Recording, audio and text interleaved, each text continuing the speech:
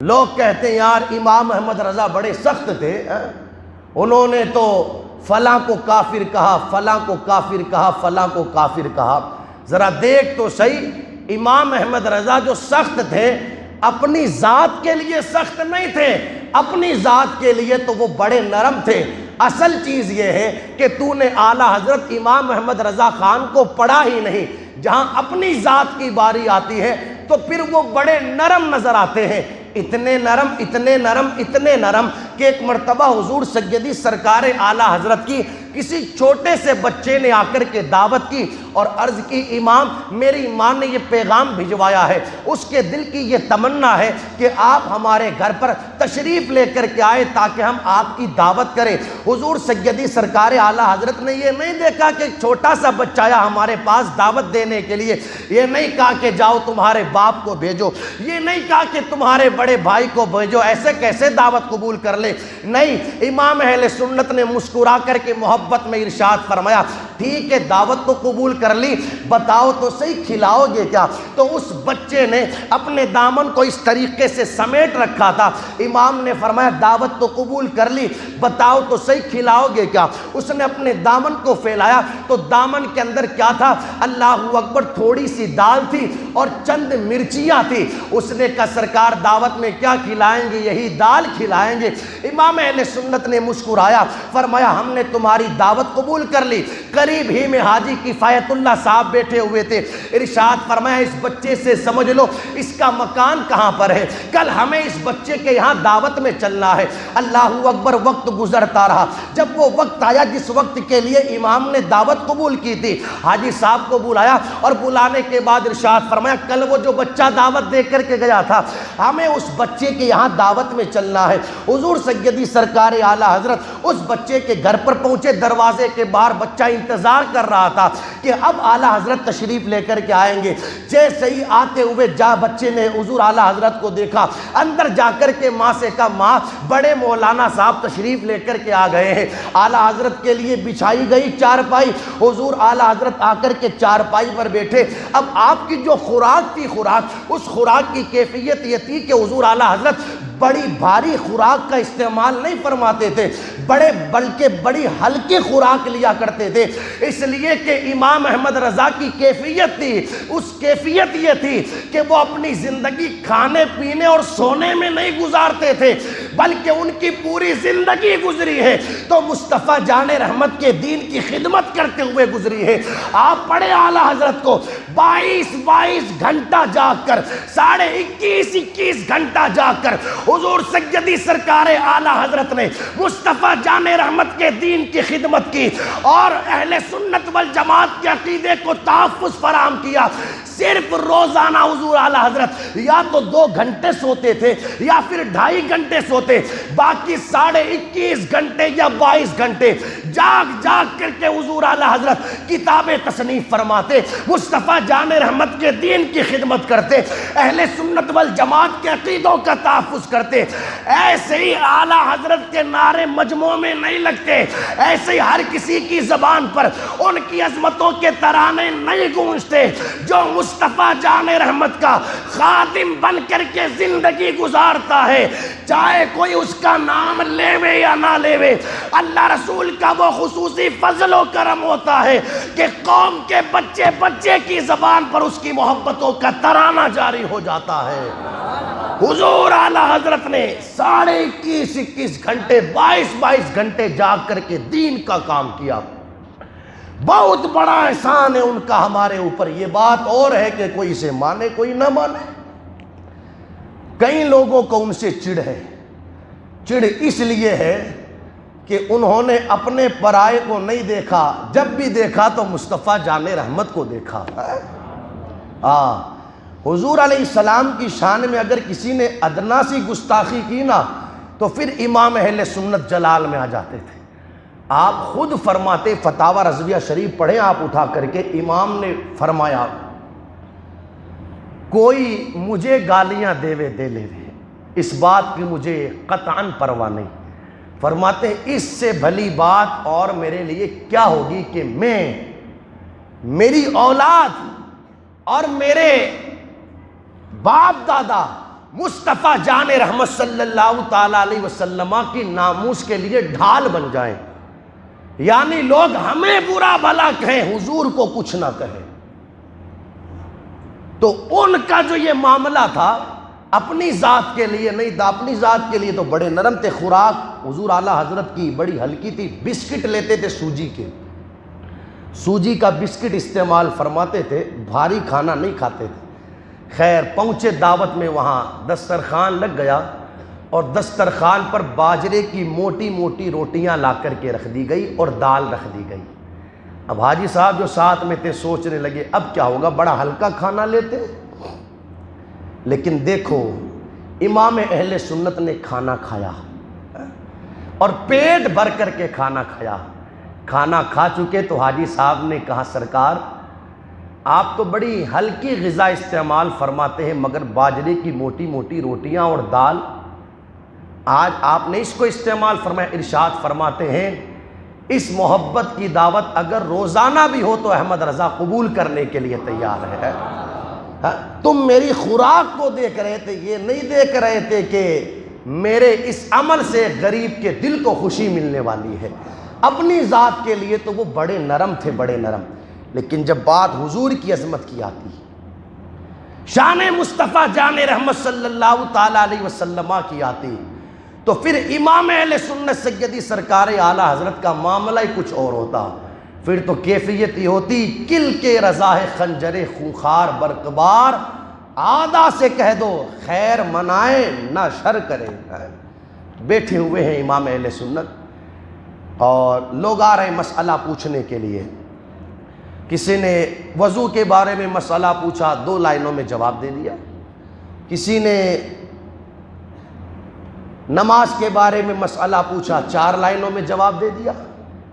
لیکن اللہ اکبر، امام اہل سنت سیدی سرکار اعلیٰ حضرت کی بارگاہ میں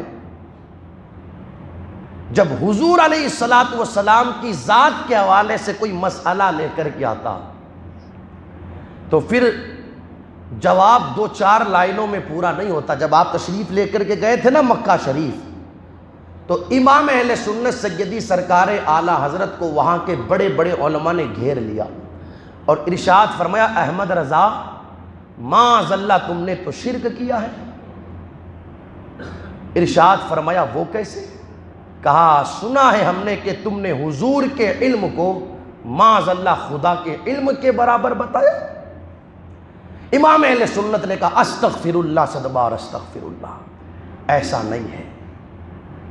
آپ دیکھیں اسی وقت حضور سیدی سرکار اعلیٰ حضرت نے زمزم شریف پیا، کعبے کا طواف کیا اور کعبے کا طواف کرنے کے بعد حجر اسود کو بوسا دیا اور خانہ کعبہ کے قریب بیٹھ کر مصطفیٰ جان رحمت صلی اللہ تعالیٰ علیہ وسلم کے علم غیب کے حوالے سے حضور سیدی سرکار اعلیٰ حضرت نے الدولۃ المکیہ نامی ایک کتاب لکھی، ایک عربی زبان کے اندر الدولۃ المکیہ، جس کتاب کے اندر 2 4 5 10 20 50 صفحات نہیں بلکہ 240 صفحات کی کتاب حضور سیدی سرکار اعلیٰ حضرت نے مصطفیٰ جان رحمت صلی اللہ تعالیٰ علیہ وسلم کے علم غیب کے حوالے سے لکھی۔ اور وہ کتاب کتنی دیر میں لکھی؟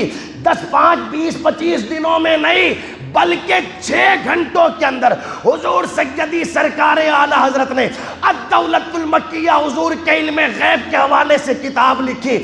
سوال یہ پیدا ہوتا ہے آخر 6 گھنٹوں کے اندر 240 صفحات کی تقریباً کتاب کیسے لکھی جا سکتی ہے؟ یہاں تو 240 صفحات کو پڑھا نہیں جا سکتا۔ ہم نے کہا اگر بندہ خود کی طرف سے لکھے تو نہیں لکھا جا سکتا، مگر جسے لکھوانے والی ذات مصطفیٰ جان رحمت کی ہو تو یہ تو 240 صفحات ہے، اگر 1000 صفحات بھی ہو تو وہ مصطفیٰ کے کرم سے لکھتا ہوا نظر آتا ہے۔ یہ خصوصی فضل و کرم تھا امام اہل سنت پر، اللہ اور اس کے پیارے رسول کا۔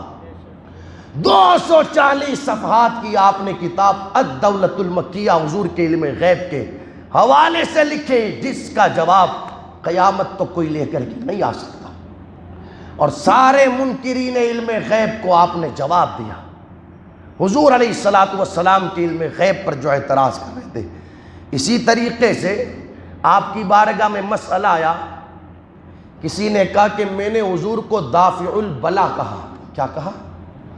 دافع البلا کا مطلب ہوتا ہے بلاؤں کو دور کرنے والا، بلاؤں کو دور کرنے والا۔ تو اس آنے والے سائل نے کہا سرکار جیسے ہی میں نے دافع البلا حضور کے لیے کہا تو میرے اوپر شرک کا فتویٰ لگایا جانے لگا۔ اب حضور سیدی سرکار اعلیٰ حضرت نے قلم اٹھایا۔ دیکھیں نماز کا مسئلہ کوئی پوچھنے آتا 2 لائنوں میں جواب، وضو کا مسئلہ پوچھنے آتا 5 لائنوں میں جواب، روزے کا مسئلہ پوچھنے آتا 7 لائنوں میں جواب، مگر بات حضور کی عظمت کی آتی ہے تو پھر امام قلم اٹھاتے، بات 2 4 5 10 20 50 لائنوں میں ختم نہیں ہوتی۔ امام اہل سنت نے لکھنا شروع کیا اور ایک پوری کتاب الامن والعلا کے نام سے امام اہل سنت نے لکھی، جس کتاب کے اندر تقریباً صفحات 150 ہیں، اور آپ شان دیکھیں امام اہل سنت کی 100 صفحات کے اندر تو حضور سیدی سرکار اعلیٰ حضرت نے 146 ایسی حدیثیں نقل فرمائی جن حدیثوں سے ثابت ہوتا ہے کہ اللہ تبارک و تعالیٰ نے اپنے محبوب صلی اللہ تعالیٰ علیہ وسلم کو وہ کمال دیا کہ حضور اللہ کی عطا سے بلاؤں کو دور فرمانے والے ہیں۔ یہ امام اہل سنت ہے، یہ ہے حضور سیدی سرکار اعلیٰ حضرت۔ آپ دیکھتے چلے جائیے حضور سیدی سرکار اعلیٰ حضرت نے اپنی ذات کے لیے کبھی کسی کو کچھ نہیں کہا۔ آج کل آپ لوگ دیکھتے ہوں گے کچھ ایسے لوگ جو معاذ اللہ حضور علیہ السلام کا نام آتا ہے تو کہتے ہیں محمد صاحب محمد صاحب، معاذ اللہ صدبار معاذ اللہ۔ یہ طارق جمیل، مرزا جہلمی، ذاکر نالائق جیسے لوگ محمد صاحب معاذ اللہ صدبار معاذ اللہ۔ حضور اعلیٰ حضرت سے کسی نے پوچھا کوئی حضور علیہ السلام کو صرف رسول رسول کرے، آپ کیا فرماتے ہیں؟ ارشاد فرماتے اگر تعظیم ترک کرنے کی نیت سے کہتا ہے تو کافر۔ کیا فرمایا؟ اگر تعظیم گھٹانے کی نیت سے کہتا ہے تو کافر۔ 2 ٹوک جواب دیا امام اہل سنت نے، اپنی ذات کے لیے نہیں، بات جب حضور کی ذات کی آئی تو پھر آپ نے کسی کا پاس و لحاظ نہیں کیا۔ اپنی ذات کے لیے اعلیٰ حضرت نے نہیں کہا، کس کے لیے کہا؟ بات حضور کی ذات کی آتی ہے تو پھر کیفیت یہ ہوتی ہے کل کے رضا ہے خنجرے خونخوار برق بار، آدھا سے کہہ دو خیر منائیں۔ ہماری طرح تھوڑی دے دوستی ہے تو گستاخ رسول کو مسجدوں کی کمیٹیوں میں داخل کر لو، چند روپیوں کے لیے ان سے چندے لے لو۔ یہ ہماری اور آپ کی کنڈیشن۔ جب بات آئی تو ایک بات اور عرض کرتا چلوں، بالخصوص میں نے اپنی برادری میں دیکھا ہے جب کسی کا انتقال ہو جاتا ہے تو روپیہ پیسہ تقسیم کیا جاتا ہے، 500 اس مسجد میں، 500 اس میں، 500 اس میں، دینا چاہیے، ثواب کا کام، مگر دینے سے پہلے دیکھ جس مسجد میں جا رہا ہے وہاں حضور کی گستاخی تو نہیں ہوتی، وہاں حضور کی بے ادبی تو نہیں سکھائی جاتی، جس مدرسے میں جا رہا ہے وہاں یہ تو نہیں بتایا جاتا کہ حضور معاذ اللہ مر کر مٹی میں مل گئے ہیں، وہاں یہ تو نہیں سکھایا جا رہا کہ نبی کو دیوار پیچھے کا علم نہیں، دینا ہے وہاں دے جہاں یہ سکھایا جاتا ہے تو زندہ ہے واللہ، تو زندہ ہے واللہ، میری چشم عالم سے چھپ جانے والے۔ تو سب سے پہلے بندہ عقیدہ دیکھے، حضور علیہ السلام کی ذات سے اگر وابستگی ہے، اس کے سر کی جوتیاں میرے سر پر، اس کے پاؤں کی جوتیاں میرے سر پر، اس لیے کہ ہمارا اگر کسی سے تعلق ہے، محبت ہے تو حضور کی وجہ سے۔ آج جو ہم اعلیٰ حضرت کے نعرے لگاتے ہیں، عشق محبت عشق محبت، سارے لوگ لگائیں، سارے لوگ عشق محبت عشق محبت، یہ نعرے کیوں لگتے ہیں؟ اس لیے کہ پوری زندگی احمد رضا نے نبی کے نعرے لگائے تو آج نبی کے غلام احمد رضا کا نعرہ لگاتے ہوئے نظر آتے ہیں۔ امام اہل سنت نے اپنی ذات کے لیے کسی سے کچھ نہیں کہا، بڑا تفصیلی عنوان ہے، انشاءاللہ کبھی زندگی نے وفا کی تو پھر بات ہوگی خیر کہنا یہی ہے جو حضور کا ہے وہ ہمارا ہے۔ یہ پیغام ہے آج کے اس جمعہ کے مختصر سے خطاب کا، جو حضور کا ہے اور جو حضور کا نہیں ہوگا کتنا ہی پیسے والا، جو حضور کا نہیں ہوگا کتنا ہی بڑا زمیندار، جو حضور کا نہیں وہ ہاں جو حضور کا ہے وہ ہمارا ہے، جو حضور کا غلام ہے۔ ہم تو یہ کہتے ہیں، لوگ تو پھول بچھاتے حضور کا غلام ہے، ہم تیرے قدموں میں بچھ جائیں تو ہمارے اوپر چل، اس لیے کہ تو حضور کا غلام ہے، اور جو حضور کا غلام ہوتا ہے پھر وہ وقت کا امام ہوتا ہے۔ ہماری کسی سے محبت ہو حضور کی وجہ سے، ہماری کسی سے نفرت ہو حضور